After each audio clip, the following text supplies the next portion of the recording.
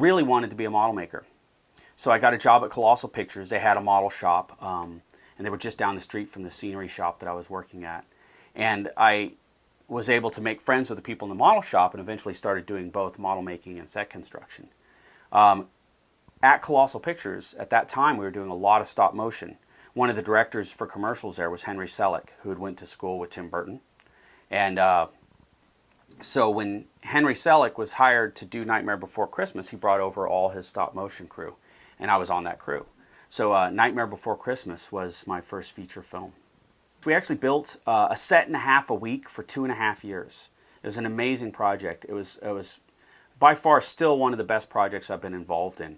I always thought once I worked on Star Wars, that was going to be the best project that I ever worked on. But I actually get more response from people just in passing conversations and stuff when they hear that I've worked on Nightmare. The response is always much bigger than if I mentioned Star Wars, oddly.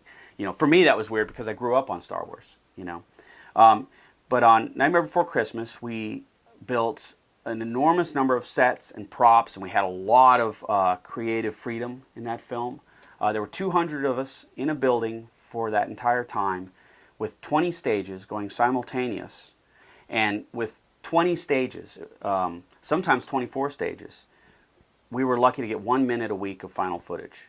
So in that situation, you really get to know people really well. And luckily, that crew was just really open and friendly and sharing. And that was my first experience in the industry of kind of forming one of these families. And then I still know a lot of those people today. We work at different companies now, and then we cross paths every now and then on a feature film, and it was such a great way to get into the industry. Nightmare Before Christmas was a really amazing project to be involved in because Pete Kozacek, the DP, and Henry Selick were trying really hard to do everything in camera.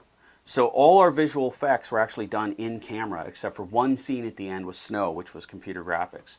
So that meant double exposing film. There wasn't even compositing used on that movie. So they would shoot a candle, and then they would shoot fire by rewinding the film and shooting each piece of footage onto the same piece of film.